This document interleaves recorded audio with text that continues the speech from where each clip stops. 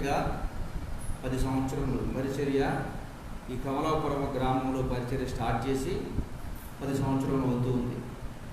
మరి రేపటి దినమందు మరి కూడుకోవడానికి సాయంత్రం సమయంలో మీరు ఏమైనా అవకాశం ఉంటే కూడుకుందామంటే కూడుకుందాం, లేని పక్షంలో మరి ఈరోజు దాని గురించి సంగతులు తెలియజేస్తాను. దేవుని యొక్క మహాకృపను బట్టి మనం ఈరోజు మాట్లాడుతున్నటువంటి మాట్లాడుకోబో యొక్క మాట విషయం ఏమిటి అంటే, దేవుని బిడ్డలారా, మనిషి యొక్క జీవితంలో ఎప్పుడు దేవునికి దూరస్తులుగా బ్రతుకుతాడు,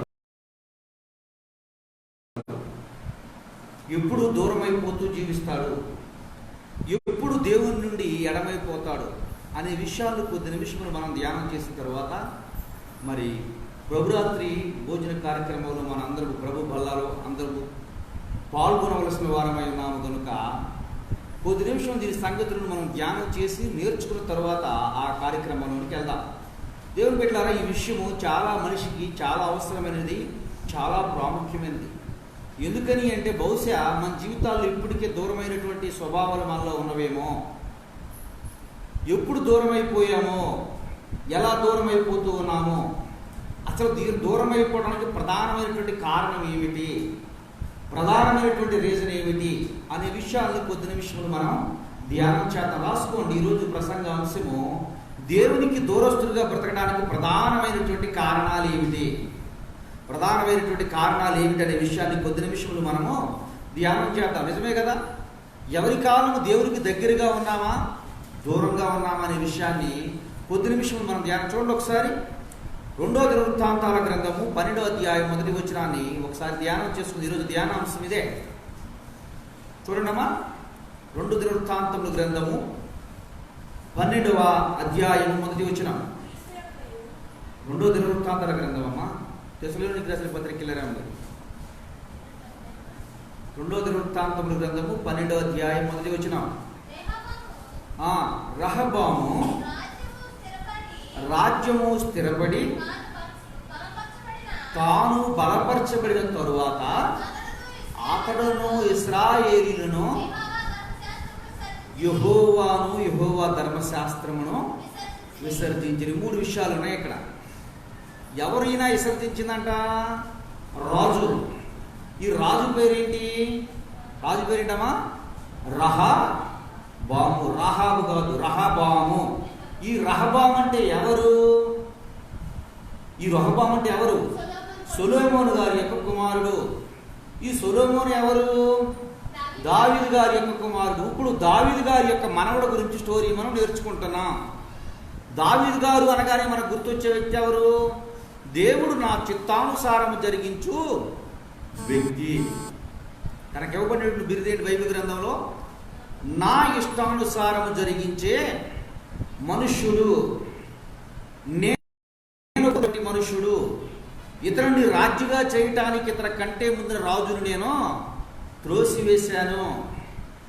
నేను నా హృదయంలో ఏదైతే ఉన్నదో, నా యందు భయభక్తులు కలిగినటువంటి ఎలా అయితే బ్రతకాలి అని నేను అనుకుంటున్నానో అలా నడిచేటువంటి వ్యక్తి అని ఇలా తాతగారికి ఉన్నటువంటి బిరుదు. ఏం బిరుదండి? నేను ఎలా ఉన్నానో అంటే పూర్వపు దినాల గురించి ఆలోచన చేద్దాం కొద్దిసేపు. పూర్వపు దినాల్లో దేవుడు బహుశా నీకు ఇటువంటి బిరుదే ఉందేమో. ఇలా నా కుమారుడి టయానికి ప్రార్థనకు వచ్చేస్తాడు, నా కుమార్తె టయానికి ప్రార్థనకు వచ్చేస్తుంది, నా కుమారుడి మీద ఈరోజు నేను పని పెట్టాను అంటే ఏది ఏమైనా సరే యోబువలే ధైర్యంగా నిలబడగలడు.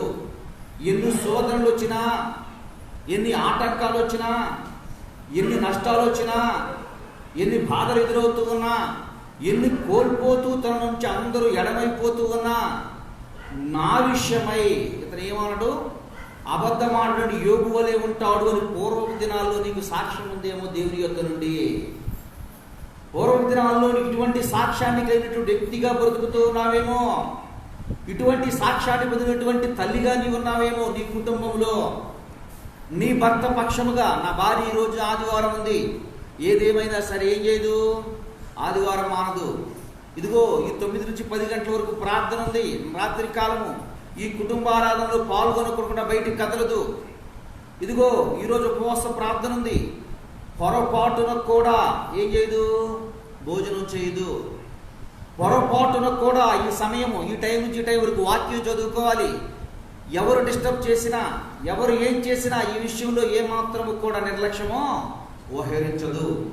ఎంత కష్టమైనా రానివ్వండి, ఎంత బాధైనా రానివ్వండి, ఎంత ఇబ్బంది అయినా ఎదుర్కోనండి, ఆ ఇబ్బందుల వైపుకు చోటిది కానీ దేవుడు తనతో ఏం మాట్లాడుతూ ఉన్నాడనే మాట కొరకు ఎదురు చూసే వ్యక్తి అని పూర్వపు దినాల్లో దేవుడు అటువంటి సాక్ష్యం లేనటువంటి తల్లివై ఉన్నా, లేక తండ్రివై ఉన్నా, కుమారుడివై ఉన్నా, కుమార్తెవై ఉన్నా, ఎందుకు ఈ మాటలు మీరు మాట్లాడుతున్నారు ఈరోజు అంటే, వీళ్ళ తాతగారి గురించి ఇదే సాక్ష్యం. వీళ్ళ తాతగారి గురించి దేవుడిచ్చిన సాక్ష్యం ఇదే.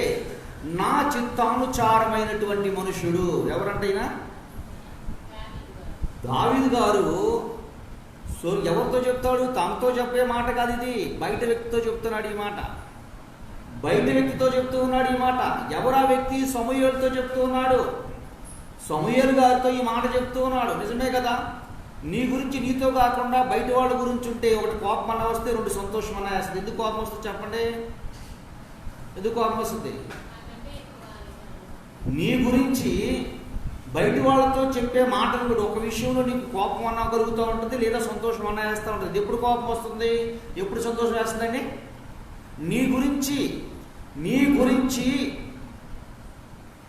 నీ మీద ఒక నింద మోపుతూనో తప్పుగా మాట్లాడే నీకేమొస్తూ ఉంటుంది? నీ గురించి ఘనంగా పొగుడుతూ నీ గురించి హెచ్చిస్తూ ఉంటే నీకేమనిపిస్తుంది? అప్పుడు సంతోషము. ఇప్పుడు దేవుడు సంతోషించవలసిన విషయాన్ని చెప్పాడా, బాధపడవలసిన విషయాన్ని చెప్పాడా చెప్పండి? ఇప్పుడు సంతోషించవలసినటువంటి విషయాన్ని ఎవరు చెప్తూ ఉన్నారు? ఈ మాట మరలా మనుషుడు గారు చెప్పేది. ఇక్కడ మనుషుడు గురించి మనుషుడు గారు చెప్పేది మాట దేవుడు ప్రకటిస్తూ ఉన్నారు.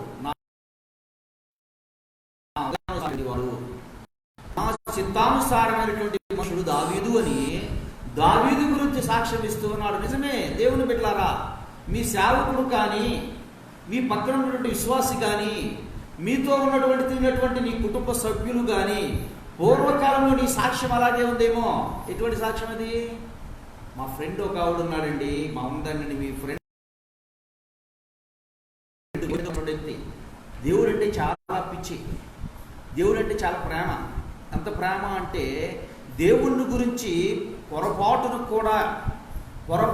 కూడా దేవుని మాటను జ్ఞాపకం చేసుకుని పొరపాటును కూడా నోరు త్రోలనాడి మాట్లాడదు. పొరపాటును కూడా నోరు త్రోలనాడి ఎదుటి వ్యక్తిని ద్వేషించదు. పొరపాటును కూడా ఎవరిని ఏ విషయంలో కూడా తప్పుగా ప్రవర్తించదు. చాలా భయభక్తులు కలిగి ఉండేది. పూర్వకాలం నీ గురించి సాక్ష్యం చెప్పే వ్యక్తి. పూర్వకాలం నీ గురించి ఇటువంటి సాక్ష్యాలు కలిగినటువంటి వ్యక్తిగా నీకు బ్రతుకుతూ ఉన్నావేమో. లేక ఈరోజు మేము ఈ సన్నిధిలో రావడానికి కారణము పూర్వకాలంలో నా అత్తో, లేకపోతే మా మామగారో, లేకపోతే నా తల్లిదండ్రులు అని చెప్పినటువంటి సాక్ష్యాన్ని కలిగినటువంటి వ్యక్తివేమో. దేవుని బిడ్డలారా, దేవదేవుడు ఈరోజు నీతోనే మాట్లాడుతూ ఉన్నాడు. పూర్వకాలమైనటువంటి భక్తి జీవితము, పూర్వకాలమైనటువంటి విశ్వాస జీవితము, పూర్వకాలంలో నీకున్నటువంటి దేవుడు నీ పెట్టబడినటువంటి సాక్ష్యాన్ని ఈరోజు ఎలా ఉన్నదో ఒకసారి నేను పరిశీలించుకోవాలని దేవదేవుడు నీతో మాట్లాడుతూ ఉన్నాడు. చూడండి, తర్వాత తన తాతగారి గురించి గొప్ప సాక్ష్యము. ఎవరైనా ఏం చెప్తారు చెప్పండి? ఎవరు అబ్బాయి ఇవేనంటే ఏం చెప్తారు చెప్పండి? ఎవరయ్యా మీరేనంటే ఎవరంటే ఏం చెప్తారమ్మా? ఎవరంటే ఏం చెప్తారు మీరు? మీకు ఐడెంటిటీ లేనప్పుడు పలానా ఐడెంటిటీ గురించి చెప్తారు. చూడండి, కొంతమంది ఉంటారు, కొంతమంది ఎవరయ్యా మీరు అని అంటే పరాయి స్టేట్కి వెళ్ళినప్పుడు ఆ స్టేట్లో ఎవరైతే లీడర్ అయి ఉన్నాడో ఆ లీడర్ పేరు చెప్తాడు. ఏ లీడరు? మీది ఏ ఊరు, మీరు ఏ రాష్ట్రం అని అంటే ఏం చెప్తాడు? మాది పలానా రాష్ట్రం అండి, మా ముఖ్యమంత్రి గారు ఈయన. ఇంకా ఐడెంటిటీ కావాలంటే అక్కడ బాగానే ఉంది, మీరు ఎవరు అని అడిగితే అక్కడ ఏ వ్యక్తి అయితే ప్రాముఖ్యంతో పొందినటువంటి వ్యక్తి ఉంటారో ఆ వ్యక్తిని ఐడెంటిటీ చూపిస్తూ ఉంటారు. నిజమే, మన జీవితంలో మన బ్రతుకుల్లో కూడా ఈ యొక్క పదాన్ని మనం ఉపయోగిస్తాం. ఎవరు నీవు అని అంటే నీకంటే వయసులో పెద్దవాళ్ళు, మీ తండ్రి సమానులు లేదా మీ తాత సమానులైనటువంటి వారి గురించి నేను వాళ్ళ మనవడని, నేను వాళ్ళ అబ్బాయిని అని చెప్తాను. అవునా కదా? చెప్పండి. పలికే పదం ఇది. ఉపయోగించే పదం ఇది. ఈయనేం చెప్తాడు? మా తాతగారనే చెప్తాడు.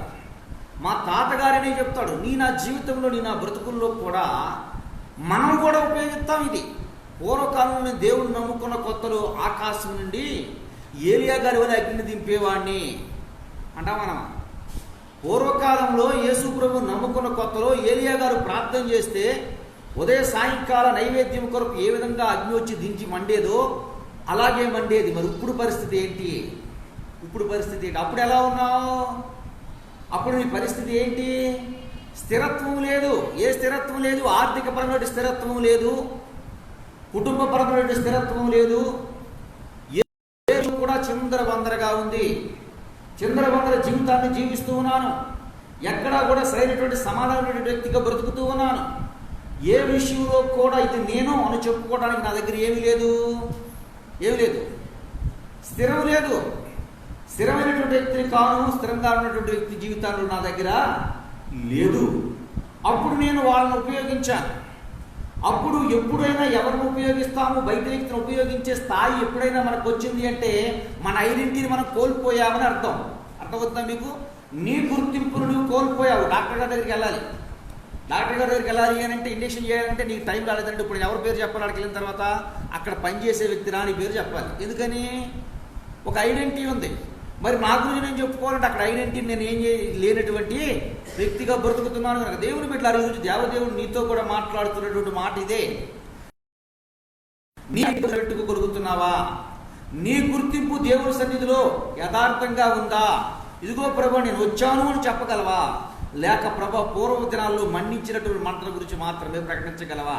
నువ్వు ఎదురు వ్యక్తి దగ్గర చెప్పే సాక్ష్యం విషయంలో కానీ, ఎదురు వ్యక్తి దగ్గర మాట్లాడే మాటల విషయంలో కానీ నీ పూర్వదినాలని జ్ఞాపకం చేసుకుంటా స్టిల్ ఈరోజు ప్రజెంట్ పరిస్థితి ఇది అని చెప్పుకొని శక్తి సామర్థ్యము నీ దగ్గర ఉన్నదా? ఒకసారి నువ్వు దేవుని బిడ్డలారా, ఇక్కడ రహబాము అనే రాజు గురించి దేవదేవుడు తెలియజేస్తున్నటువంటి మాట. తాను స్థిరపడిన తరువాత, తాను బలపడిన తరువాత దేవుడు ఏం చేశాడంట? విసర్జించేశాడు. ఏం చేశాడంట అంటే అర్థం ఏంటి? వదిలివేశాడు. ఈరోజు దేవుడు నిన్ను అడిగే మాట అదే. దేవుడిని వదిలేసావా? పట్టుకున్నావా? నీవు దేవుడిని వదిలేసారా? పట్టుకున్నారా? నిజం చెప్పండి. దేవుణ్ణి వదిలేశారా? పట్టుకున్నారా? దేవుణ్ణి వదిలివేశారా? దేవుణ్ణి పట్టుకున్నారా? దేవుడితో అంటుకట్టబడి ఉన్నారా? దేవునితో సంబంధాన్ని, సత్సంబంధాన్ని కలిగి ఉన్నారా? దేవుడు అంటూ ఉన్నాడు యెషయా గ్రంథం 55:35 అధ్యాయము 3వ వచనంలో ఏమన్నాడు చూడండి ఒకసారి. వారు చేతులు బలహీనంగా ఉన్నాయి, కాళ్ళు బలహీనంగా ఉన్నాయి. చేతులు బలహీనంగా ఉన్నాయి, కాళ్ళు బలహీనంగా. చూడండి, చదవన్నామా? యెషయా గ్రంథము 35వ అధ్యాయం 3వ వచనం. యెషయా గ్రంథము 35వ అధ్యాయము 3వ వచనం. అమ్మా, సడలిన చేతులను బలపరచుడి, వంగిన మోకాళ్ళను దృఢపరచుడి. ఇట్లా ఏమన్నాడంట దేవుడు? ఏం చేశాడంటమ్మా? ఎట్లా వెళ్ళాడంట? స్థిరంగా లేనప్పుడు, బలంగా లేనప్పుడు ఏం చేశాడు? దేవుడి సన్నిధిలో బలహీనపడినటువంటి నా యొక్క చేతులను బలపరచు. చేతులను బలపరచడం అంటే ఏంటి అర్థం? ప్రభువా, నాకు నీవు శక్తి. భర్త దగ్గర చెప్తాడు, భార్య దగ్గర చెప్తాడు. భర్త ఏం చెప్తాడు? ఏ మాటలు? భార్య ఏమంటది? వాళ్ళు వీళ్ళు కట్టుకున్నటువంటి ఫంక్షన్కి వెళ్ళి వాళ్ళు మంచి పొట్టు చీరను చూసి ఇప్పుడు ఇలాంటి చీర తేవని అడుగుతుంది. అంటారు కదా ఒక పాట, రాజును చూసినటువంటి కళ్ళు అంట మూడు చూసంట మొత్తుకున్నాయంట. ఎందుకు రాజుగారి భార్య ఏం చేస్తుంది? మంచి మంచి పేరు చీర కట్టుకుని వస్తుంది. ఇప్పుడు ఆ ప్రామాణం ఎక్కడికి మొదలవుద్ది? ఇంట్లో మొదలవుద్ది. ఎప్పుడు ఇంతే, ఎప్పుడు ఇంత. ఇప్పుడు ఈ భర్త అంటాడంట, నా చెయ్యి సాగట్లేదు కానీ, నా చేతిలో సరైనటువంటి పని లేదు కానీ, ఉంటే 7 వారాలు జరిపడ, 8వ వారం లేదు కానీ 7 వారాలు జరిపడ నగలు ఒకేసారి నేను ఏం చేస్తాను? ఆ నగలతో నిన్ను ఏం చేస్తాను? నేను తీర్చిదిద్దుతానని చెప్తానంట. చెయ్యి ఏం చేయాలంట? సాగ. మీరు ఎప్పుడు వెళ్ళలేదు ఈ డైలాగు? ఈ డైలాగులు ఎప్పుడు వెళ్ళలేదా? భర్తను అడిగితే, భార్యను అడిగితే ఏం చెప్తాడు? లేవని చెప్తే ఎట్లా అంటే, ఒకటి మొదలైతే వదిలిపెట్టరు కదా. ఏది మొదలైతే ఇక అదే గిల్లి గిల్లి గిల్లి గిల్లి గిల్లి చంపేస్తారు. గొణిగి గొణిగి గొణిగి గొణిగి చంపేస్తారు. ఇశ్రాయేల్ తమ్ముడు సహోదరులు కదా, అదే మాట గొణిగి గొణిగి గొణిగి చెప్తుంటే భర్త తప్పించుకోరు. ఇప్పుడు ఏం చేయాలి? ఇప్పుడు ఏం చెప్పాలి? వాళ్ళతో మనకు పోలిక అంటే ఊరుకోదు. ఏం చేయాలి ఇప్పుడు? వాళ్ళతో మనకు పోలిక, వాళ్ళంటే రాజులు, మనం అంటే రాయల్టీ ఉంది, వాళ్ళ దగ్గర రాజ్యం ఉంది, మన దగ్గర ఏముంది బూడిద ఏం లేదంటే ఊరుకోరు. ఇప్పుడు ఏం చెప్పాలి? నేను కూడా రాజ్యంలో రాజును అవుతే ఆన కంటే గొప్ప సరే. ఇప్పుడు భార్య ఏమే ఆలోచనలో ఉంటుంది? ఆ రాజ్యం కంటే గొప్ప రాజ్యం కట్టే ఆలోచనలో ఉంటుంది. విశ్వాస జీవితంలో, భక్తి జీవితంలో కూడా ఇటువంటి స్వభావం లేనటువంటి వ్యక్తుల గురించి దేవుని వాక్యం తెలియజేస్తున్నాడు. చేతులు బలహీనంగా ఉన్నప్పుడు, చేతులు శక్తి లేనప్పుడు, ప్రభా మా శక్తి చేతులను నీవు బలపరచవా అని ప్రార్థన చేశారంట. అయ్యా మా చేతులు ఏమైపోయినాయి? వడిలిపోయినాయి, చేతులు నిలబడట్లేదు, స్థిరమైనటువంటి స్థితిలో మేము లేము. ప్రభా మమ్మల్ని బలపరిస్తే ప్రభా నీ పాదాలను మేము వదలను. నా స్థాయి సరిగా లేదు ప్రభా, నా వాల్యూ సరిగా లేదు ప్రభా. తండ్రి నాకు ఏ పూటకు ఆ పూట గడవడమే కష్టంగా ఉంది ప్రభా. మమ్మల్ని బలపరిస్తే ప్రభా నీకు సాక్షిగా నీ పేరు చెప్పుకుని బ్రతుకుతాం ప్రభా అనేవాళ్ళు లేరా? అంటూ జీవించే వాళ్ళం కామా? బలహీనపడినటువంటి చేతులను బలపరచడి. నిలబడటానికి శక్తి లేదంట. మోకాళ్ళు ఏమైపోతున్నాయంట? వంగిపోతున్నాయని ప్రార్థించారంట. మోకాళ్ళు నిలబడే శక్తి సామర్థ్యం లేదు. ఎక్కడ వినటానికి స్థిరమైనటువంటి స్థానం లేదు. అటువంటి టైంలో అడిగారంట దేవుణ్ణి, ప్రభువా నన్ను ఏం చేయి, నీవు నిలబెట్టు. బహుశా రాబాము ఇదే పరిస్థితి చేశాడు.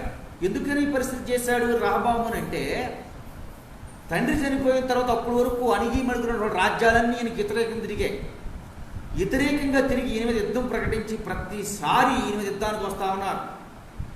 ఎందుకని అంటే, మీ తాత మా మీద దండెత్తి విజయం సాధించాడు, ఆ రాజ్యం మాందే, ఆ రాజ్యం మాది, మేము సంపాదించుకున్నాం, మేము సాధించింది మాది, మొత్తం కష్టపడి నా మీద పోట్లాడి గెలిచాడు అని చెప్పి ప్రతిసారి అతని మీద యుద్ధానికి వస్తూనే ఉన్నారు. ఎవరికి శక్తి కొలది వాడు అతన్ని తొరుగుతూనే ఉన్నాడు. ఎవరి శక్తి కొలది అతని మీద పోట్లాడుతూనే ఉన్నారు. ప్రతి వాడు యుద్ధానికి వస్తూనే ఉన్నాడు. తన తండ్రి కాలంలో పారిపోయినటువంటి వ్యక్తి 10 గోత్రాలను విడగొట్టి పక్కకి వెళ్ళిపోయాడు.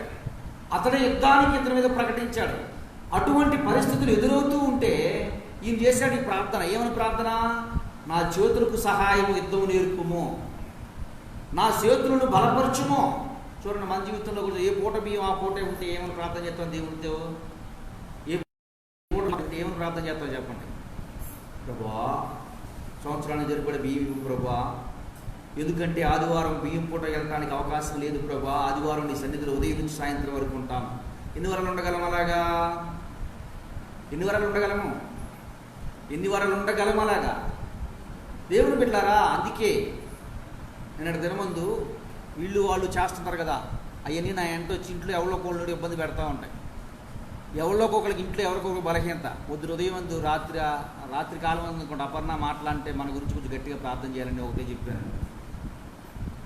మనము కూడా ఎలాగా శాంతి సమాధానంతో ఉంటే ఎప్పుడో భక్తి నుంచి పక్కకు దొరికిపోయేవాళ్ళం. అన్నా లేదా అప్పుడు అడగండి, ఎప్పుడో పక్కకు దొరికిపోయేవాళ్ళం. ఒక ముళ్ళు అనేది ఉంది కనుక దేవుడి మీద ఆధారపడి బ్రతుకుతున్నాం.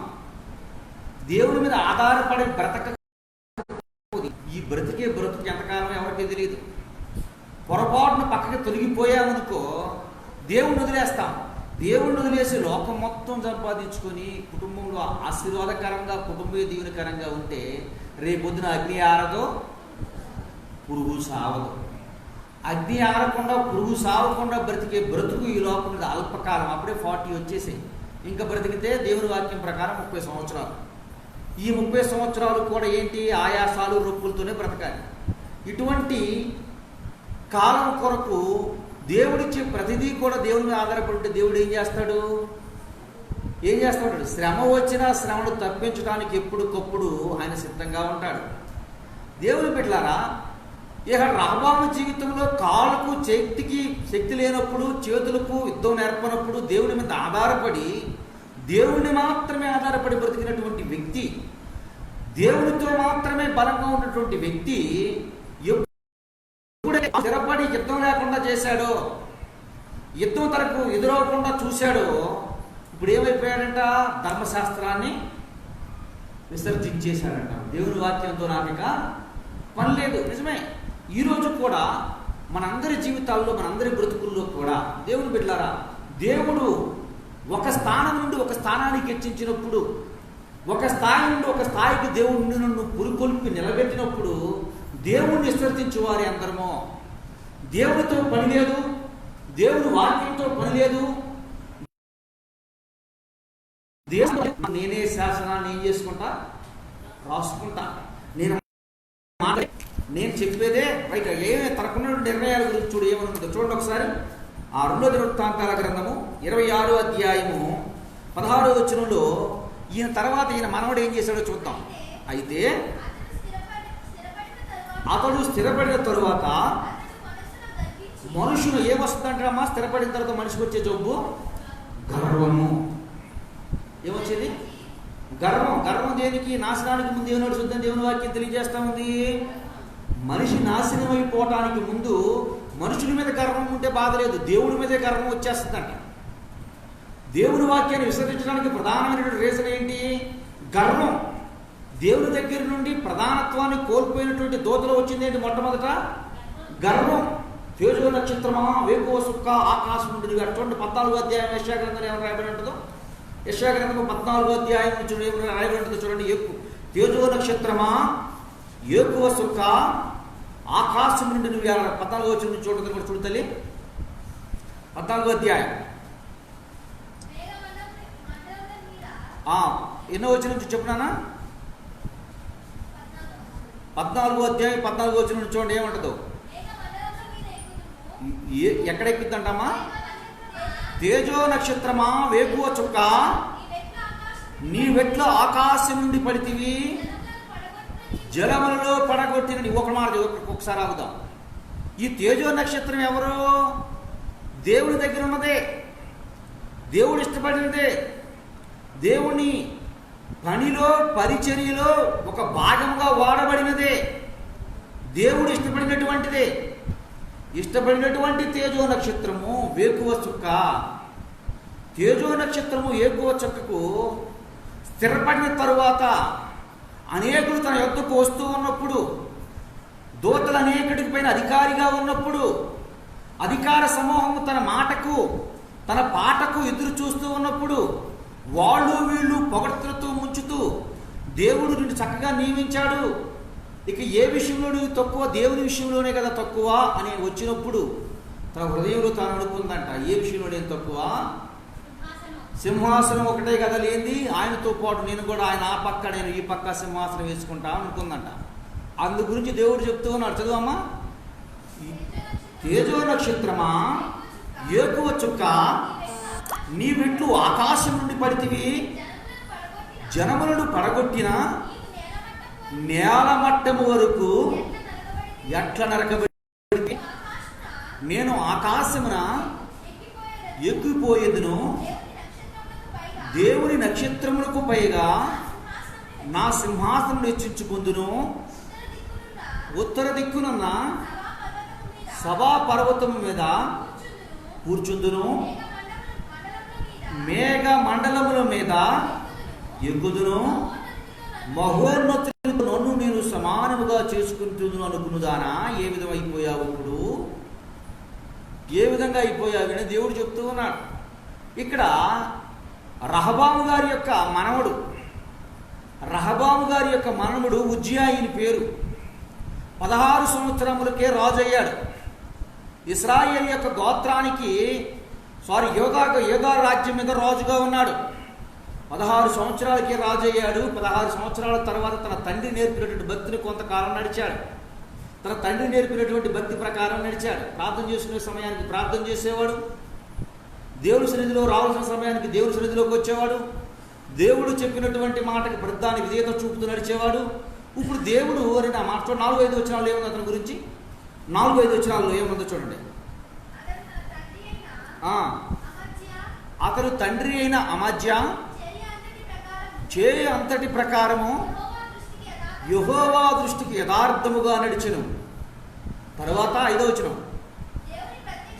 దేవుని ప్రత్యక్షత విషయమందు తెలివి కలిగి జకర్యా దినములలో దేవుణ్ణి ఆశ్రయించెను. అతడు యెహోవాను ఆశ్రయించినంత కాలము వర్ధిల్ల చేసిన స్థిరపడ్డాడంట. ఇప్పుడు చేశారండి ఈయన. దేవుడు బలపరిచాడు, బలపడ్డాడు. దేవుడు స్థిరపరిచాడు, స్థిరపడ్డాడు. 26వ వచనం వచ్చేసరికి 16వ వచనం వచ్చేసరికి తన మనసులో గర్వం వచ్చిందంట. తన మనసులో గర్వం వచ్చిందన్న 26వ వచనం నుండి. అయితే అతడు స్థిరపడిన తరువాత అతని మనసున గర్వించి చెడిపోయిను. అతడు ధూపం వేయుటకై సేవకుడు చేసే పని, దేవుడు ఏ పని అయితే చేయొద్దన్నాడో, ఏ పని కొరకు అయితే ప్రత్యేకంగా నియమించాడో, ఏ పని కొరకైతే నీవు కాదు చేయవలసిన వారిని నేను నియమించుకున్నాను, వారే జరిగించాలని దేవుడు వాళ్ళకి చెప్పాడో, వాళ్ళ మాటను త్రోసివేసి, వాళ్ళ మాటను నిర్లక్ష్య పెట్టి, వాళ్ళ మాట ఏమాత్రము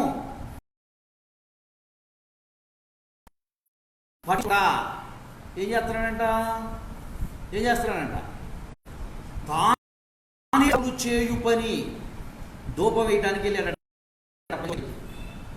ధూపవేది పైకి సేవకుడు ఉంటాడు, నాకు దగ్గర ఉంటాడు కదా ఎవడో ఒకడు, నువ్వు చేసే పని తప్పు అని చెప్తాడు. నువ్వు చేసే పని తప్పు అని మొట్టమొదటికి వచ్చే జబ్బు ఏంటి చెప్పమంటారా? స్థిరపడిన తరువాత దేవుడు విసర్జించడానికి ముందు ఒకటి గర్వం వస్తుంది, 2 పాస్టర్లు ఏం చెబుతున్నా కోపం వస్తుంది. చూడండి తర్వాత వచ్చిన మీరు ఏముందమ్మా, 17వ వచనం నాన్న. యాజకులైన అజర్యాయు అతనితో కూడా ధనవంతులైన యెహోవా యాజకులు 80 మందియు అతని వెంబడి లోపలికి పోయిరి. వారు రాజు అయిన ఉజ్జియాను ఎదిరించి, ఉజ్జియా యెహోవాకు ధూపం వేయగా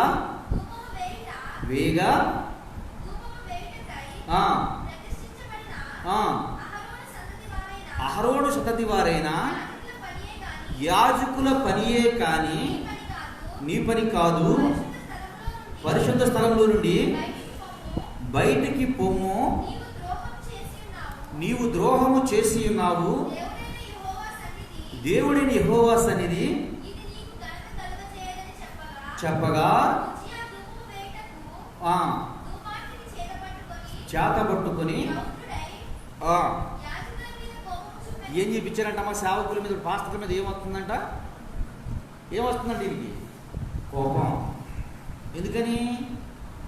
నువ్వు గర్వంతో విర్రవీగిపోతున్నావు, దేవుని వాక్యాన్ని విసర్జించి బ్రతుకుతున్నావు, దేవుని వాక్యాన్ని తోసివేసి జీవిస్తున్నావు, దేవుని మాట వినకుండా బ్రతుకుతూ ఉన్నావు, దేవుడు నిన్ను ఈ విషయమై నచ్చడు అంటే ముందు గర్వం వచ్చింది. వీళ్ళు నాకు చెప్పేది ఏంటి, వీళ్ళు చెప్పిన మాట నేను వినటం ఏంటి, వీళ్ళని లక్ష్యం పెట్టడం ఏంటి, నేను దేని విషయంలో తక్కువ, నేను వీళ్ళతో సమానం కాదా అనే ఒకటి గర్వం వచ్చింది. రెండోది ఏమొచ్చిందంటే వీళ్ళు చెప్పే మాటలకి కోపం వచ్చిందంట. అరే నాకు చెప్తారా మీరు, నాకు చెప్పి అంత టోళ్ళు అయ్యారా? ఒకప్పుడంటే నా స్థాయి చిన్నదనుకో, నా వయసు 16 వెళ్ళాననుకో, అప్పుడు నువ్వు చెప్తే నేను విన్నా. ఇప్పుడు నాకు 35 సంవత్సరాలు 40 సంవత్సరాలు వచ్చాయి కదా, మీరు చెప్తే నేను ఇదేంటి నవ్వాల్సిన అవసరం ఏముంది? అక్కడ కూడా ఆయన అలాగే గోడైపోయాడు. ఎవరైనా రహబాము తన తండ్రితో కాడు పనిచేసినటువంటి, ఆయన తండ్రి పరిపాలన చేసినటువంటి మంత్రులు, వాళ్ళు ఏం చేశారు? వాళ్ళ మంత్రి యొక్క పర్యవేక్షణ ఎట్లా ఉండేది? తండ్రి కాలంలో పర్యవేక్షణలో ఎలా ఉండేదండి? రాజ్యం ఎలా ఉందంటే ఎన్నికకు రాలేదంట. ఎన్నిక ఏం చేయలేదు, లెక్కలో లేదు, రాళ్ళ వల్లే బయట పారబోయబడేదంట. ఆ తండ్రి దగ్గర పనిచేసినటువంటి మంత్రులు వచ్చి వాళ్ళు చెప్తా ఉంటే వాళ్ళ సహా కాదని కొట్టివేశాడంట. వాళ్ళ మీద గర్వంతో మాట్లాడాడంట, వాళ్ళని గర్వంగా లెక్క వేశాడంట. నువ్వు నాకు చెప్పేది ఏంటి, మీ స్థాయి ఎంత, మీరెంత, మా తండ్రి ఏదో పిచ్చోడు కాబట్టి మిమ్మల్ని ఉంచుకున్నాడు, నేను మిమ్మల్ని ఉంచుకోవడం ఏంటి, మరలా నాతో మాట్లాడంటే మీ అంతు చూస్తానన్నట్టుగా మాట్లాడాడంట. ఇక్కడ ఈయన ఏం చెప్తున్నాడు, అప్పుడు చిన్నవాడు కాబట్టి మీరు చెప్తేనా, నా స్థాయి చిన్నది కాబట్టి, నేను లెక్కలో లేదు కాబట్టి నేను విన్నాను, ఇప్పుడు నీకంటే నేను గొప్పవాడిని అయిపోయాను, నీకంటే ఉన్నతమైన స్థానంలో నేను ఉన్నాను, నేను రాజుని, రాజ్యం నాది, నువ్వెంత, నీ బ్రతికెంత అని చెప్పి యాజకుల మీద అన్నారంట. యాజకుల మీద అంటే యాజకులు బయట తోసేశారు, యాజకులు బయట కోపంతో మాట్లాడుతున్నటువంటి మనిషి మొహం మీదకి ఏమొచ్చిందో చూడండి అమ్మ. అక్కడ ఉంది, యెహోవా మందిరములో ధూపపీఠము ప్రక్కన అతడు ఉండగా యాజకులు చూచుచునే ఉండగా అతడి నొసట కుష్ఠరోగము పుట్టెను. ఏమొచ్చిందండి ఇప్పుడు ఈయనకి? ఎప్పుడు వచ్చిందండి గర్వం? స్థిరపడిన తరువాత. స్థిరపడిన తరువాత ఏమొచ్చింది? గర్వం వచ్చింది. బలపడిన తరువాత కోపం వచ్చింది. దాని యొక్క పర్యవస్థానం ఏ విధంగా ఉందండి?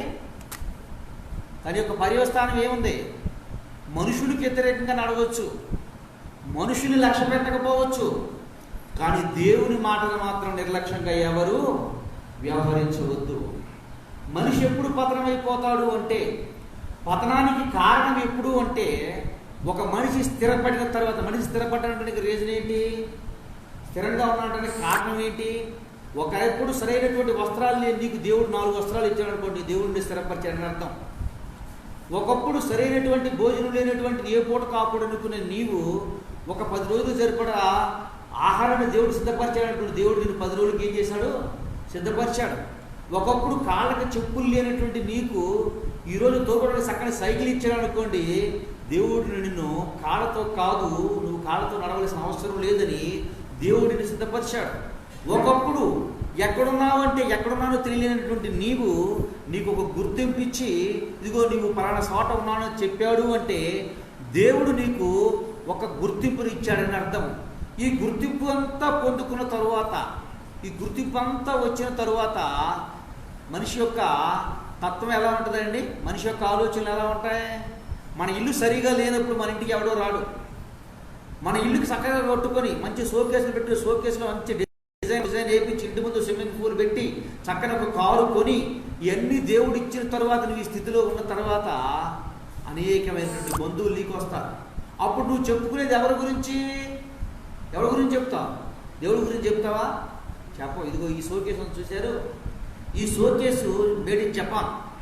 ఇదిగో ఈ టీవీ అని చూసారా, ఈ టీవీ ఎక్కడది? Made in Russia. ఇదిగో ఆ పైన సీలింగ్ ఉంది, సీలింగ్ లైట్లు పెట్టారు, అమెరికా నుండి తెచ్చారు. ఇవన్నీ ఇచ్చిన దేవుడిని మాత్రం దేవుని నోట, మనిషి నోట నుండి మాట రాదు. ఇప్పుడు వాళ్ళు కూడా నీకు విలువిస్తారు. ఎంతవరకు మనిషి యొక్క ఆలోచన వాళ్ళని మెప్పించడానికి మనిషి ఆరాటమే తప్ప, దేవుణ్ణి మెప్పించడానికి మనిషి యొక్క ఆలోచన పొరపాటున కూడా ఏముండదు. పొరపాటును కూడా హృదయంలో ఆయనకు అవకాశం ఇవ్వరు. దేవుని బిడ్డలారా, దేవదేవుడు ఈరోజు నీతో నాతో మాట్లాడుతున్నటువంటి మాట, దేవుడు నీతో ఏ మాట అయితే చెప్తాడో ఆ మాటను కాదని, ఆ మాట పట్ల నిర్లక్ష్యంగా నీవు వ్యవహరించే వ్యక్తివైతే, నిర్లక్ష్యంగా బ్రతుకుతున్నాడు. నువ్వు స్థిరపడ్డావు లేదో నీకే తెలుసు, నాకంటే నువ్వు సుస్థిరంగా ఉన్నావు లేదో నీకే తెలుసు, నేను దేవుడు బలపరచలేదో నీకే తెలుసు. రహబాము విషయంలో అదే జరిగింది, హిజ్కియా విషయంలో అదే జరిగింది. దేవుని బిడ్డలారా, దేవుడు ఈరోజు నీతో నాతో మాట్లాడుతున్నటువంటి బహుశా నీలో నాలో జరగకూడదని కోరుకుంటున్నాడు దేవుడు. చూడండి ఇక్కడ భక్తుడు ఏమన్నాడు చూడండి. ఫిలిప్పీయులకు రాసిన పత్రిక 4వ అధ్యాయం 13వ వచనంలో, బలపడిన తర్వాత నేను ఏం చేస్తాను అంటున్నాడు చూడండి ఒకసారి. బలపడిన తర్వాత నేను ఏం చేస్తాను అన్నాడు చూడండి ఒకసారి.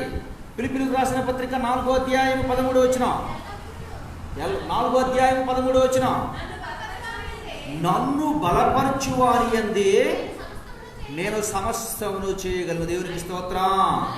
ఆయన షోకేస్ చూపిట్లా, ఆయన సీలింగ్ పైన ఉన్నటువంటి ఫ్యాన్ చూపిట్లా, ఆయన పక్కన కట్టినటువంటి కటన్ చూపిట్లా, ఆయన పక్కన పెట్టిన టీవీని చూపిట్లా.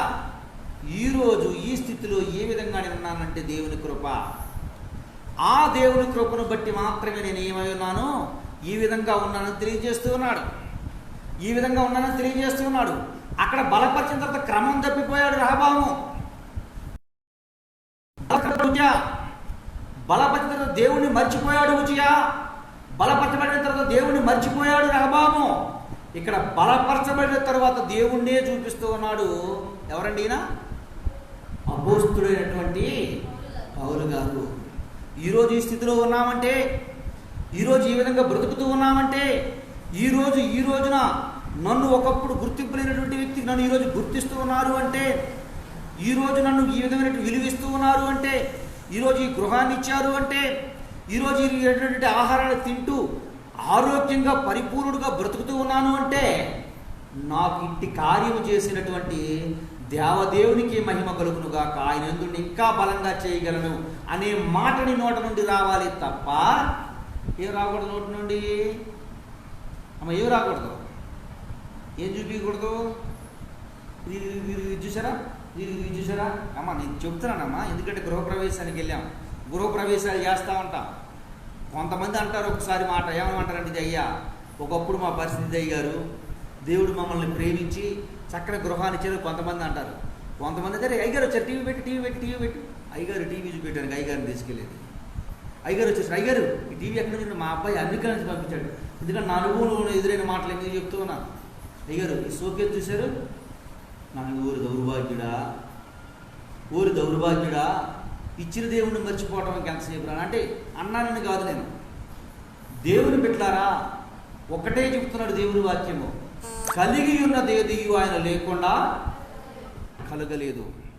ఈరోజు నీవు నేను ఏది కలిగి ఉన్నా, ఏది ఇచ్చినా దేవుని ద్వారానే నీకు నాకు కలిగింది తప్ప శక్తి చేతనైనను మనం బలం చేతనైన దాన్ని ఏం చేయలేము, మనము సంపాదించుకోలేము. దేవుని బిడ్డలారా, ఆ విషయాన్ని మర్చిపోయి కొంతమంది టీవీలు చూపిస్తారు, కొంతమంది సీలింగ్లు చూపిస్తారు, కొంతమంది ఫ్యాన్లు చూపిస్తూ ఉంటారు. చూపిస్తూ ఉంటే నేను అడుగుతామా మీ పరిస్థితి ఏంటమ్మా, మీరు ఎట్లా గడుపుతున్నారమ్మంటే పొరపాటును కూడా అప్పుడైనా సరే దేవుని గురించి చెప్తారేమో అంటే చెప్పరు. పాలిసరాయి చూపిస్తున్నారు కొంతమంది. పాలిసరాయి గారు ఎక్కడి నుంచి తెప్పించాను తెలుసా? ఎక్కడి నుంచి తెప్పించారు? కర్ణాటక దగ్గర ఉన్నటువంటి దీనిలో మంచి మార్బుల్ అయ్యారు, మాకు తెలిసిన వాళ్ళు ఉన్నారు, అక్కడ ఇచ్చారు, బాగా ఇచ్చేశారు అయ్యారు అని చెప్తున్నారు తప్ప దేవుని కృపను బట్టి దేవుడు నన్ను ఈ స్థానంలో ఉంచాడు, దేవుడిని బట్టి నేను ఉన్నాను అనే మాట నేను వింటలేదు.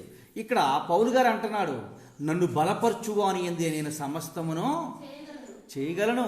నన్ను బలపరిచిన దేవుని వల్ల ఇది కలిగింది, నన్ను బలపరిచిన దేవుడు మాత్రమే కలిగింది. చూడండి యెజ్రా నెహెమీయా అనే భక్తులు ఏం చేస్తాడు? 6వ అధ్యాయం 9వ వచనం చూడండి అమ్మా. ఆయన చుట్టూ ప్రాకారాలు పడిపోయినాయి, యెరూషలేము ప్రాకారం చుట్టూ, యెరూషలేము చుట్టూ ప్రాకారాలు పడిపోతే ప్రాకారాలు కట్టడానికి వెళ్ళాలి. 6వ అధ్యాయం 9వ వచనం అన్నాడు. ఈయన బలపరచబడిన తర్వాత ఏం చెప్తున్నాడు ఈయన? నేను ఇటువంటి కార్యములను నేనెంత మాత్రమును చేయదగిన వాడును కాను, మనలో నుండి కల్పించుకుంటూవని వర్తమానం పంపితిని. దేవా ఏం చేశారంట అమ్మాయిని? ఆయన బలపడిన తరువాత అనేకులను తనలో చేర్చుకున్నాడు. దేంట్లోకి? పాడుపైపోవటానిక, సినిమాలు తీసుకెళ్ళటానిక, ఆదివారం ఎగ్గొట్టి అందరం కలిసి ఏదైనా ఫంక్షన్కి పట్టుకెళ్ళటానిక, క్రమాన్ని వదిలిపెట్టి ప్రార్థన చేసుకునే టయానికి వదిలిపెట్టి ఏదో ముచ్చట్లు పెట్టుకోవటానిక, పనికిరాని ముచ్చట్లు పనికిరాని తీయడానిక. తాను బలపడిన తరువాత ప్రాకారాలు రాజుగారి దగ్గరికి వెళ్ళాడు. బలపడటానికి ముందు రాజుగారు ఇట్లా సంగతులను అడగల, ముందు ప్రార్థన చేశాడు, దేవుని సన్నిధిలో మొరపెట్టాడు, దేవుని సన్నిధిలో విజ్ఞాపన చేశాడు. దేవుని యొక్క మహాకృపను బట్టి రాజుగారు చక్కని పర్మిషన్ ఇచ్చారు. ఆ పర్మిషన్ తీసుకున్న తర్వాత రాజ్యంలో గోడ కట్టడానికి తర్వాత తాను పొందినటువంటి బలాన్ని, ఇదిగో నువ్వు వెళ్తున్నావు, నువ్వు వెళ్ళు, నీతో పాటు వచ్చే వాళ్ళని తీసుకుని వెళ్ళు అంటే మాత్రమే కూడా తనకు కొంత సామాగ్రిని, తనకు కావాల్సిన కొంత ద్రవ్యాన్ని, ధనాన్ని ఇచ్చిన తర్వాత ఈయన ఏం చేశాడంట? అనేకులను సమకూర్చాడంట. ఇంకో నేను వెళ్తున్నాను, నాతో పాటు కూడా రండి, దేవుని రాజ్యం కట్టాలి. ఇదిగో నేను దేవుని సేవకు వెళ్తున్నాను, నాతో పాటు కూడా రండి మీరు. నేను ఇంకో పని చేస్తున్నాను, నాతో పాటు కూడా మీరు కూడా రండి అని చెప్పి సమకూర్చి అనేకులు సిద్ధపరిచి తీసుకుని వెళ్ళాడంటండి. ఎవరు? నెహెమ్యా గారు. దేవుని బిడ్డలారా, ఈరోజు నీతో నాతో దేవుడు మాట్లాడే మాట, ఒకప్పుడు భక్తిగా బలంగా ప్రార్థన చేసినటువంటి నీవు ఈరోజు ప్రార్థన చేయకుండా వాళ్ళందరితో పాటు నువ్వు కూడా పనికిరాని ముచ్చట్లో, పనికిమాలిన ముచ్చట్లో పెట్టుకుంటూ ఉన్నావంటే ప్రత్యేకించి నేను చెప్పాల్సిన అవసరం లేదు. ఆల్రెడీ దేవుడిని విసర్జించేశావు. పనికిరానటువంటి దేవుని సేవకుల నుంచి వచ్చే మాట, వాక్యం ద్వారా చెప్పే మాట, ఆశపడి దేవుడి రోజు నాతో ఏం చెప్తాడో అని ఆ మాటకు ఎదురు చూసినటువంటి నీవు వాళ్ళ సలహాలు, దేవుళ్ళలో ఎరగనటువంటి వాళ్ళ సలహాలు తీసుకుని పనిచేస్తూ ఉన్నావు అంటే ప్రత్యేకంగా నేను చెప్పాల్సిన అవసరం లేదు. ఆల్రెడీ నువ్వేం చేసావు, దేవుణ్ణి పక్కకు నెట్టేశావు. ఎందుకని? పక్క వాళ్ళ మాటలు విన్నావంటే నువ్వు బలపడ్డావు. ఈ రోజున బలపడినటువంటి నీవు పక్క వాళ్ళ యొక్క మెప్పు కొరకు నన్ను సలహా అడిగారు, మనం చెప్పినట్టే చెయ్యాలి అనే ఒక ఆలోచన కొరకు నేను ఒకటే మాట చెప్తాను. నీవు క్రైస్తవుడు అయిన తరువాత, దేవుని యందు భయభక్తులు నిలుస్తూ ఉన్న తర్వాత, నీ ఒడిలిపోయిన బాకాలను ఆయన ఒడిలిపోయిన చేతులను బలపరుస్తాడు, వంగిపోయిన మోకాళ్ళని స్థిరపరుస్తాడు. ఎవరైనా వచ్చి నిన్ను సలహా అడగాలి తప్ప నువ్వు పొరపాటును కూడా ఫలానా వ్యక్తి సలహా ప్రకారం నువ్వు చేశావు అంటే నువ్వేమైపోయినప్పుడు నేను స్థిరపరిచిన దేవుడిని విసర్జించావని అర్థం. నిన్ను స్థిరపరిచినటువంటి దేవుడిని నీవు వ్యర్థపరిచేసావు. టైం ఎప్పుడు, ముహూర్తం ఎప్పుడు చూసుకొని వెళ్ళాలి, ఎప్పుడు చూసుకొని నడవాలి, ఏ టయానికి బయలుదేరాలి, ఏ టయానికి ఎదురు రావాలి, ఏ టైం వెనక్కి రావాలంటే ఆల్రెడీ నువ్వేమంటే లెక్క బైబిల్లో ఉందండి. ఎదురు రావాలని ఎక్కడన్నా బైబిల్లో ఉందండి. టైం చూడాలని ఎక్కడన్నా బైబిల్లో ఉందండి. ముహూర్తం చూడాలని ఎక్కడన్నా ఉందా? ఎక్కడా లేదు. నువ్వు ఇంకా ప్రత్యేకించి భక్తి ఉన్నాను అనుకుని భ్రమలో బ్రతుకుతున్నావేమో తప్ప భక్తి జీవితంలో నువ్వు సుస్థిరంగా లేవు. బహుశా ఈ మాటలు చెప్తుంటే మీకు ఎవరికైనా కోపం వస్తుందేమో. కోపం రావాలి. ఎందుకు కోపం రావాలి? ఉజ్జియాకు కూడా అలాగే కోపం వచ్చింది. ఆయన నాకు చెప్పేదేంటి, నేను ఒక గర్వంగా ఆలోచిస్తున్నారేమో. వస్తుంది గర్వం. ఎందుకని?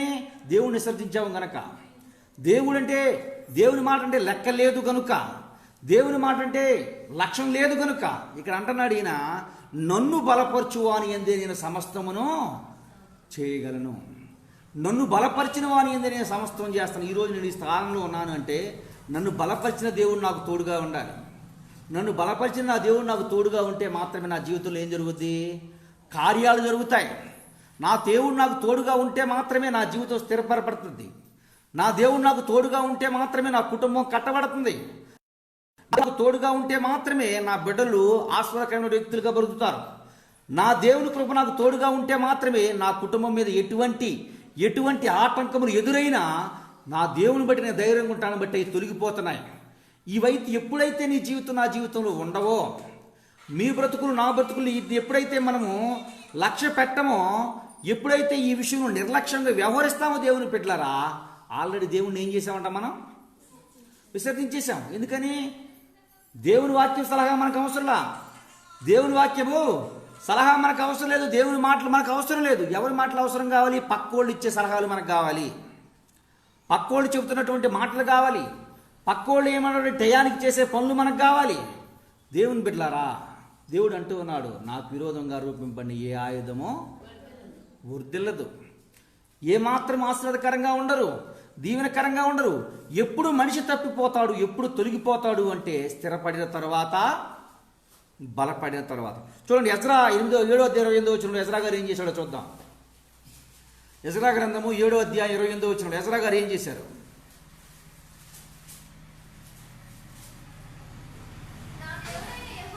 నా దేవుడైన యెహోవా హస్తము నాకు తోడుగా ఉన్నందున నేను బలపరచబడి నాతో కూడా వచ్చుటకు ఇశ్రాయేళ్ల ప్రధానులను ఏం చేశారంట అమ్మాయినా? కొంచెం వాటర్ ఇవ్వండి. తెచ్చిన వాటర్ అయిపోయినాయి అప్పుడే. ఏం చేశారంట అమ్మాయినా? ఏం చేశారంట? ఏం చేశారు చెప్పండి.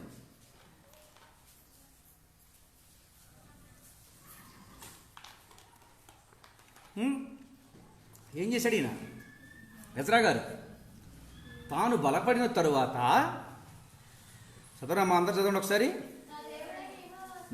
నా దేవుడైన యెహోవా హస్తము నాకు తోడుగా ఉన్నందున నేను బలపరచబడి నాతో కూడా వచ్చుటకు. ఏం చేశాడంటే ఈయన? ఏం చేశాడంట? ఈయన బలపడిన తర్వాత ఏం చేశాడు? అందరినీ సినిమాకి తీసుకెళ్ళాడా? ఏం చేశాడమ్మా? ఏం చేశాడు? ఎవరు చదవట్లేదు, వాక్యం మీద ఎవరు చదవలేదు. ప్రసంగం ముగించేశాను నేను. తాను బలపడిన తరువాత అనేకులను దేవుని పని నిమిత్తం పురుకొల్పి, అనేకులను బలపరిచి, అనేకులను స్థిరపరిచి పని నిమిత్తం నియమించాడట. ఎవరైనా? ఎజ్రా. ఈరోజు దేవుని సన్నిధిలో కూర్చున్న నీతో అడుగుతున్నా నేను, నీ విశ్వాస జీవితాన్ని బట్టి, నీ ప్రార్థనా జీవితాన్ని బట్టి, నీ నమ్మికను బట్టి నీతో పాటు ఎవరైనా చర్చికి వస్తాను అంటున్నారా? చర్చికి వస్తాను అంటున్నారా? నువ్వు వెళ్తున్నావు కదా చర్చికి, నేను కూడా వస్తానని అంటున్నారా? నువ్వు నమ్ముకున్న దేవుడిని నేను నమ్ముకుంటాను అన్నారా? రూతమ్మ అయితేనండి, నయం తెలుసు కదా బైబిల్లో, ఏమంటుంది కోడలు ఏమంటుంది? నీ దేవుడే నువ్వు ఉన్న చోటే. ఎందుకనండి? తాను బలపడిన తరువాత అనేకులను బలపరుస్తూ ఉంది. ఇక్కడ తాను బలపడిన తర్వాత దేవుణ్ణి విసర్జించాడు రహబాము. తాను బలపడిన తరువాత దేవునికి విసర్జించాడు ఉజ్జియా. తాను బలపడిన తర్వాత తన భర్తను మందిరం తీసుకొచ్చే వ్యక్తుల్లా ఉండాలి. తాను బలపడిన తర్వాత భార్యను మందిరంలో తీసుకొచ్చే వ్యక్తుల్లా ఉండాలి. తాను బలపడిన తర్వాత తాను తెలుసుకున్నటువంటి దేవుణ్ణి తన బంధువులకు తెలియపరిచే వ్యక్తుల్లా బ్రతకాలి. తాను తెలుసుకున్న తర్వాత తన స్నేహితులకు యేసు ప్రభువుకు తెలియజెప్పే వ్యక్తుల్లా బ్రతకాలి.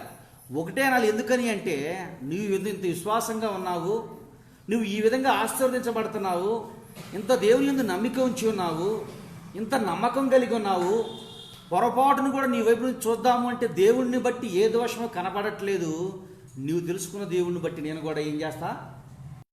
ఆ దేవుణ్ణి నేను కూడా అంగీకరిస్తా. ఎవరన్నారు ఈ మాట? రూతమ్మ అంటుంది.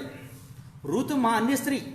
ఓ మాటలో చెప్పాలంటే రూతమ్మ ఆ దేశంలో ఒక గణాశారి. ఒక మాటలో మన భాషలో చెప్పుకోవాలంటే ఆ దేశంలో గణాశారి, గణంలో ఎగిరేటువంటి వ్యక్తి, అన్యదేవతలను పూజించే వ్యక్తి, అన్యదేవతలను ఆశ్రయించే వ్యక్తి, అన్యదేవతల పట్ల ఆసక్తి లేనటువంటి వ్యక్తి. అటువంటి వ్యక్తి చెప్తూ ఉంది. ఏమని చెప్తూ ఉందండి? ఏమని తెలియజేస్తూ ఉంది? నీ దేవుడే నా దేవుడు. నువ్వు ఎక్కడుంటే నేను అక్కడే ఉంటా. నువ్వు ఎక్కడ బ్రతికితే ఏమండి? ఈ విశ్వాసం ఈ విధమైనటువంటి క్రియలు ఉన్నాయా మన దగ్గర? ఇటువంటి లక్షణాలు కలిగి ఉన్నాయా? మన ఇంటికి బంధువులు వస్తే మనం ప్రార్థనలు మానేస్తున్నాం. ఏమండి? మరండి ప్రార్థన రండి నువ్వు కూడా నేను చెప్పనాలా? మనకి ఏదైనా పని ఉంటే ప్రార్థనలు మానేస్తున్నాం. ఇంకెప్పుడు దేవుని గురించి తెలుసుకుంది? మనం స్థిరంగా ఉన్నామంటే రుజువు ఏంటి? స్థిరంగా దేవుని సన్నిధిలో ఉన్నామంటే రుజువు ఏమిటి? విసర్జించాము అనుకుంటున్నామా దేవుణ్ణి? దేవుణ్ణి వదిలేసామనుకుంటాం. మనకి ఏమైనా బలమైన పని ఉందంటే ఆ రోజు దేవుడికి టాటా, దేవుడికి నమస్కారం. అదేనంటే భక్తి జీవితంలో పాస్టర్ గారు అది అంటున్నారు, ఇది అంటున్నారు అంటారు. బైబిల్లో ఆదివారం ప్రార్థన మానమని దేవుడు ఎక్కడని చెప్పాడా? దున్ని కాలం మంది అయినను కోయి కాలం మంది అయినను ఏం చేయమంటున్నాడు దేవుడు? ఆచరించమని చెప్పాడు. కొన్ని సంఘాలు బలమైనటువంటి కార్యాలు చేస్తూ ఉన్నాయి అంటే మన సంఘంలాగా కార్యక్రమాలు చేస్తేనే కార్యక్రమాలు జరుగుతున్నాయంటారా? నేను చెప్తున్నాను దేవుని బిడ్డలారా, పెద్ద సంఘాల్లో దేవుడు తీసుకెళ్తున్నాడు. ఒక్కోసారి ఆ సంఘం వైపు చూసి, నా సంఘం వైపు చూస్తే నాకు ఏడుపు, మానసిక వేదన, బాధ కలుగుతూ ఉంది. ఎందుకంటే తెలియనటువంటి వారి సంగతి పక్కన పెట్టేసింది. తెలిసినటువంటి వారు, వాక్యం ఎరిగినటువంటి వారు దేవుడిని నిర్లక్ష్యంగా వ్యవహరిస్తున్నారు. దేవుడు చెప్తూ ఉంటాడు, ఇంకెప్పుడు వీళ్ళు మారేది, ఇంకెప్పుడు వీళ్ళకి మార్పు వచ్చేది, ఎప్పుడు వీళ్ళు క్రీస్తులకు పరిపూర్ణులు అయ్యేది అంటాడు. అపోస్తలుడైన పౌలు అంటే మీ విషయమై నాకు మరలా నాకు ప్రసవవేదన కలుగుచున్నది అని, మరలా ప్రసవవేదన కలుగుచున్నదని అంటాడు అపోస్తలుడైన పౌలు గారు. నిజమే కదా, ఆయనే అన్నమాట నిజమే కదా. పరిపూర్ణత ఎప్పుడు వస్తుంది వీళ్ళకి? నిజం చెప్పాలి అంటే మొన్న పరిచర్యకి వెళ్ళిన దగ్గర పాస్టర్లు వస్తున్నారు, పాస్టర్ గారు వస్తున్నారు అని చెప్తే వాళ్ళు చేసినటువంటి పరిచర్య నా జీవితంలో వచ్చింది మొదలుకొని వెళ్ళే వరకు కనిపెట్టుకొని పాస్టర్ గారు ఏదైనా కావాలి అని అంటే, ఏమైనా పాస్టర్ గారికి ఏదైనా అవసరము అని అంటే, అమ్మ వీళ్ళిద్దరు ఉంటారయ్యా మీ దగ్గర ఏదైనా అంటే, మంచినీళ్ళు కావాలంటే పాస్టర్ గారు వెళ్ళిపోయే వరకు పాస్టర్ గారు కనపడలా, పిల్లలు కనపడలా. ఎవరు కనపడుతున్నారు? ఎవరు ఇచ్చేస్తున్నారు? పరిచర్య చేసేటువంటి విశ్వాసులు. ఈ పని చేయడానికి ఆ పని చేయడానికి. ఎప్పుడన్నా మన సంఘంలో పరిచర్య ఉందా? ఆ పరిచర్య వస్తుంది. ఎప్పుడైనా నేను అనిపించిన ప్రభా నా జీవితంలో నా సంఘాన్ని ఎప్పుడైనా అట్లా స్థిరపరచగలనా నేను అనుకున్నాను. ఎందుకని ఎప్పటికైనా వాళ్ళు మారతారా ప్రభు అని ఒక ఆలోచన వచ్చింది నాకు. దేవుని బిడ్డలారా, మొన్న అద్దంకి వెళ్ళాం. అద్దంకి తెలుసు కదా, ఒంగోలు దగ్గర. అక్కడికి వెళ్ళాం. మేము వెళ్ళిన 9 పాస్టర్లు, 8 మంది విశ్వాసులు. వాళ్ళు చేసినటువంటి పరిచర్య నేను మర్చిపోలేనటువంటి పరిచర్య. మనం ఏమంటాం? మన ఇంట్లో ఫంక్షన్కే వాళ్ళ ఇంట్లో ఫంక్షన్ వాళ్ళే చూసుకోవాలి, మాకేం అవసరం? ఏమండి? ఆ పాస్టర్ గారి ఇంట్లో ఫంక్షన్కి అడ్రస్ ఉండరులేండి, ఇంకా బయట వాళ్ళ ఫంక్షన్ ఎందులే. పాస్టర్ గారి ఇంట్లో ఫంక్షన్కి ఏం చేస్తారు, మామూలు అవుటర్స్ లాగా వచ్చి భోజనం చేసి వెళ్ళిపోతారు. ఇంక చెప్పాలంటే 2 పెళ్ళిళ్ళు చేసాం ఊళ్ళో. 2 పెళ్ళిళ్ళు చేసినప్పుడు ఇంకా దేవుని మహాకృపను బట్టి నాకు 2 కుమార్తెలను ఇచ్చి ఆ జెసికా ఉండబట్టి పాటల పాటలు ఉన్నారు కానీ ఏం చేసే వాళ్ళు ఉన్నారు. కానీ మన సంఘంలో ఎవరు వచ్చారండి, వచ్చి భోజనం చేసి వెళ్ళిపోయారు. నేను అనుకున్నా ప్రభా, నేను అనుకున్నా అప్పుడు కూడా ఆలోచన వచ్చింది, నిజమే కదా, ఒక్కొక్క తండ్రికి ఒక్కొక్క కొడుకులు అలాంటి వాళ్ళు ఉంటారులే, బిడ్డలు అలాంటి వాళ్ళు ఉంటారులే అనుకున్నా. ఏం చేస్తాం, ఈ అంతకంటే చేసేది ఏం లేదు కదా. దేవుని బిడ్డలారా ఒకటే చెప్తున్నాను, దేవుడిని స్థిరపరిచిన తర్వాత నీకు ఈరోజు ఏవైతే ఉన్నావో అవన్నీ దేవుని ద్వారా కలిగినాయి. దేవుణ్ణి విసర్జించే భక్తి దేవుడు చెప్తూ ఉన్నాడు, దేవదేవుని వాక్యం తెలియజేస్తూ ఉంది. చూడండి ఏమంటున్నాడు, హోషేయ గ్రంథం చదవండి. హోషేయ 7వ అధ్యాయము 15వ వచనం. 7వ అధ్యాయం 15వ వచనం, 11వ అధ్యాయం 7వ వచనం, 2వ వచనాలు చదివి నేను ముగించేస్తాను ఆ ప్రసంగాన్ని. హోషేయ 7:15.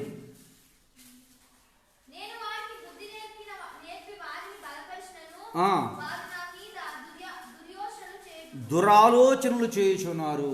ఎవరన్నారు ఈ మాట? తర్వాత నమ్మ 11:7, నన్ను విసర్జించవలనని తీర్మానం చేసుకున్నారంట.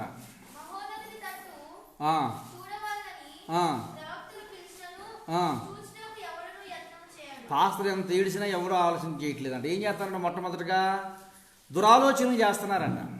ఈయన కడుపులో ఏదో పెట్టుకొని మన మీద మాట్లాడుతున్నారని దురాలోచనలు కలిగి ఉన్నారంట. ఈయన ఏదేదో ఆలోచనలు ఏదేదో పెట్టుకొని ఎట్ట చేయాలో అర్థం కాక మన పాస్టర్ గారు పర్లేదు అనుకున్నాం, ఈయన కూడా మాటల ద్వారా తిప్పేస్తున్నాడు అని ఏం చేస్తున్నారంటమ్మా, కొంచెం మన పాస్టర్ గారు పర్లేదు అనుకున్నాం, ఈయన కూడా అందరు పాస్టర్లు ఇది చేసినట్టే చేస్తున్నాడు, అందరు పాస్టర్లు పొడిచినట్టే మాటల ద్వారా ప్రసంగంలో పెట్టి పొడిచేస్తున్నాడు, ఈయన కూడా ఏమో వాళ్ళకంటే తక్కువేం కాదని చెప్పి ఆలోచన చేస్తున్నారంట. 2, ప్రవక్తలు ఎంత నొత్తున్నారో మొత్తుకుంటున్నారంట. మీరు దేవుడిని విసర్జిస్తున్నారయ్యా, విసర్జించకూడదయ్యా అంటే ఒక తీర్మానం అంటే తెలుసుగా మీకు? తెలుసా అమ్మ తీర్మానం అంటే? తెలుసా మీకు? తెలుసా? మహిళా మండలం ఉండలేక అందరం ఏం చేస్తారు, పలానా వ్యక్తికి డబ్బులు ఇవ్వాలంటే ఏం చేయాలి, మన అందరం కలిసి కూర్చొని ఒక లెటర్ రాసుకుందాం తీర్మానం, ఇంకో ఈ వ్యక్తికి మనం ఇక్కడ తీర్మానం తీసుకుంటానంటే ఏమో అనుకున్నాం. కానీ మాస్టర్ గారు కూడా కొంచెం ఈ మధ్య బాగా వాక్యంలో చెప్పి మనల్ని తిట్టుతున్నాడు. కానీ మనం తీర్మానం చేసుకుందాం. ఏం తీర్మానం చేసుకుందాం, ఈ వారం నేను రాను, వచ్చే వారం నువ్వు మాని. అప్పుడు ఒకరినైతే తిడతారు, అందరం మానేస్తే ఏం తిడతారు చెప్పండి? ఎవరిని తిడతాడు? తిట్టడానికి అవకాశం ఉంది. నేను చెప్పే మాటలమ్మ ఇవన్నీ ఏమన్నా చదవడం మళ్ళీ ఒకసారి 7వ వచనం, 11వ అధ్యాయం 7వ వచనం. నన్ను విసర్జించవలనని నా జనులు తీర్మానం రాసేసుకున్నారంట. మహోన్నతుల తట్టు చూడవలనని ప్రవక్తలు పిలిచినను చూచుటకు ఎవడును యత్నము చేయుడు. దేవునికి స్తోత్రం. ఏం సాధించారని అల్లిలో చెబుతున్నారమ్మా? ఏముందని అల్లిలో చెబుతున్నారు? ఇక్కడ ఏముంది? ఇక్కడ దేవుని మాట వినట్లేదు అంటే అల్లిలో అంటున్నారా? దేవుని మాట వినట్లేదు అల్లిలో అంటారు. అమ్మ, మీ యందు భయభక్తులు కలిగి మీరు దేవుని యందు సంతోషంగా ఉన్నారు అంటే, ప్రార్థనా జీవితం కలిగిన వారు అంటే, దేవుని మాట విధేయత చూపువారంటే, అంతకంటే సంతోషించేవాడు పాస్టర్ కంటే ఎవడో ఉండడం. అంతకంటే ఆనందించే పాస్టర్ కంటే ఆనందించే వ్యక్తి ఒకటి దేవుడు, 2 పాస్టర్లు, అంతకు మించేవారు ఎవరో ఉండరు.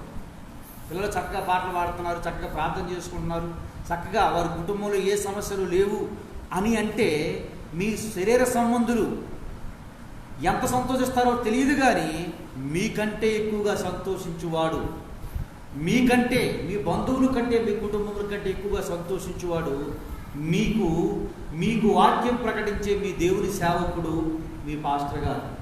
మీకు సమస్య వస్తే మీకంటే ఎక్కువ సఫర్ అయ్యేవాడు మీ దేవుని సేవకుడు. మీరు నిద్ర మానితే మీతో పాటుగా నిద్రలు మానేసి ఎన్ని రోజులైనా మీ కొరకు మొరపెట్టేవాడు దేవుని సేవకుడు. మీరు ఏడుస్తుంటే మీ ఏడుపుతో పాటు ఏడ్చేవాడు దేవుని సేవకుడు. మీరు బాధపడుతుంటే మీ బాధ నుంచి విముక్తి చేయమని, విడిపించమని దేవుని పాదాలతో గోజాడేవాడు దేవుని సేవకుడు. మీరు సంతోషంగా ఉన్నప్పుడు మీకు సేవకుడు గుర్తుంటాడో గుర్తుండో వదిలేదు. కానీ మీకు బాధ వస్తే గుర్తొచ్చేవాడు సేవకుడు. సంతోషంతో ఎప్పుడు ఉండాలని మర్చిపోయే సేవకుడు ఇన్ని విషయాలుగా మీకు సేవకుడి మీద కోపాన్ని పెట్టుకోవద్దు. మాస్టర్ గారు ఏం చెప్తున్నాడు మీకు ఇప్పుడు? దేవుని మీద భయభక్తులు కలిగి ఉండమన్నాడు, వాక్యం చదువుకోమన్నాడు, ప్రార్థన చేసుకోమన్నాడు. సమస్య నుంచి సాతానుగాడు మీ మీద వాడు బాణాలు వేయకుండా బాణాలను విరగ కొట్టుకోమని చెప్తున్నాడు. దేవుని బిడ్డలారా, దేవుని మాటల నుంచి మన అందరితో దేవదేవుడు మాట్లాడుతున్నటువంటి మాట. విశ్వాసం కలిగి ఉండండి. దేవుడు నిన్ను స్థిరపరిచిన తర్వాత, దేవుడు నిన్ను బలపరిచిన తర్వాత చూడండి. ఇప్పుడు చివరికి ఈ మాట చెప్పిన ప్రసంగాన్ని ముగించేస్తాను. చూడండి, ఇప్పుడు 2 దినవృత్తాంతాల 12వ అధ్యాయం మొదటి వచనం చదవండి. 2 దినవృత్తాంతాల 12వ అధ్యాయం మొదటి వచనం. రెహబాము రాజ్యము స్థిరపడి తాను బలపడిన తరువాత తనను ఇశ్రాయేలులందరూ ధర్మశాస్త్రాన్ని విసర్జించారు. దేవుని బిడ్డారు, ఒకటి, స్థిరపడిన తరువాత నువ్వు ప్రార్థన చేసుకోవడం మాంతే నీ కుటుంబం మొత్తం మాంతుంది. తాను తప్పుకున్నాడు, దేశాన్ని నాశనం చేశాడు, దేశం మొత్తం పాడైపోవడానికి కారకుడయ్యాడు. నీ జీవితంలో, మనందరి జీవితంలో, మనందరి కుటుంబాల్లో నేను నిర్లక్ష్యం వహించారనుకోండి, నా కుటుంబం నిర్లక్ష్యం వహిస్తుంది. మీరు నిర్లక్ష్యం వహించారనుకో, మీ కుటుంబం నిర్లక్ష్యం వహిస్తుంది. ఆ తర్వాత సాతానుగాడు దండెత్తితే దేవుని వాక్యం ఒకటే చెబుతుంది, ఒక ఇంట ఒక దురాత్మ పడితే ప్రార్థనాపూర్వకంగా దురాత్మ పోయిన తరువాత నీవు ఎప్పటి వల్ల దేవునికి విధేయత చూపుకుంటూ బ్రతికిన తర్వాత 7 దురాత్మలు వచ్చి ఆ ఇంట్లో నివాసం చేస్తాయంట. మొదటి స్థితి, కడపటి స్థితి మరీ చెడ్డదగిన దేవుని వాక్యం తెలియజేస్తుంది. కనుక ఇప్పటికైనా దేవదేవుడు నీతో నాతో మాట్లాడుతూ ఉన్నాడు. స్థిరపడినటువంటి మన జీవితాలు, స్థిరపడినటువంటి బ్రతుకులు దేవుడిని విసర్జించలా కాక దేవుని విధేయత చూపుతూ ఆయన యందు భయభక్తులు కలిగి ఆయన నామాన్ని పొరుస్తూ అనేవి ఆశ్చర్యకరంగా అపోస్తలుడు పౌలు గారు చెప్తున్నట్లు నన్ను బలపరచువాని యందే నాకు కలిగింది మొత్తం ఆయన ద్వారా కలిగిందని చెప్పేవారు లాగా, నెహెమ్యా గారి వలె తాను సిద్ధపడిన తర్వాత బలపడిన తర్వాత అనేకులు సమకూర్చినట్లుగా, ఎజ్రా గారి వలె తాను సిద్ధపడి యెరూషలేము యొక్క గోడ ప్రాకారంలో స్థిరపడినటువంటి మందిరాన్ని తలపెట్టిన తర్వాత అనేకులు సమకూర్చినట్లుగా మనము దేవుని రాజ్యానందు స్థిరపడి మనము కట్టి అనేక కుటుంబాలను కట్టే వ్యక్తులు కూడా దేవదేవుడు నీరుండి నా నుండి కోరుకుంటున్నాడు. కనుక అట్టి స్థితిలోనికి, అట్టి కుటుంబానికి దేవుడు నిన్ను నన్ను మనందరికీ నడిపించి ఆయన మహిమార్థమై జీవించే కృపను గ్రహించును గాక. ఆమేన్. అత్యంత కృపాశక్తి సంపూర్ణుడు, మహాపరిశుద్ధుడు, మహాగరుడైన తండ్రి, వందనములు దేవా. ఎత్తబడిన వాక్యం బిడ్డల హృదయాల్లో నీరు కట్టి ఫలింపం చేయండి నాయన. ఇదిగో తండ్రి, విశ్వాస జీవితం యొక్క ప్రథమము తండ్రి దేవా ఇప్పుడు మొదలవుతుంది అంటే స్థిరపడి బలపడిన తర్వాత నీ వాక్యం తెలియజేస్తుంది దేవా. నాయన స్థిరపడి బలపడిన తర్వాత అనేకులు తండ్రి ప్రభా లోకంలో కలిసిపోయి నీకు అవిధేయులు బ్రతికారయ్యా. స్థిరపడి బలపడిన తరువాత తండ్రి దేవా పౌలు గారి వలె, ఎజ్రా గారి వలె తండ్రి, నెహెమ్యా గారి వలె తండ్రి మేము సిద్ధపడి అనేకులు సమకూర్చి సిద్ధపరిచారు. బిడలుగా మమ్మల్ని సిద్ధపరచమని ఎన్నటువంటి వాక్యం నీ బిడ్డల హృదయాలు నీరు కట్టి ఫలింపజేయమని యేసయ్య నామం పేరిట ప్రార్థన చేయించున్నాను మా పరమ తండ్రి. ఆమేన్. కానుక పట్టుకుందాం.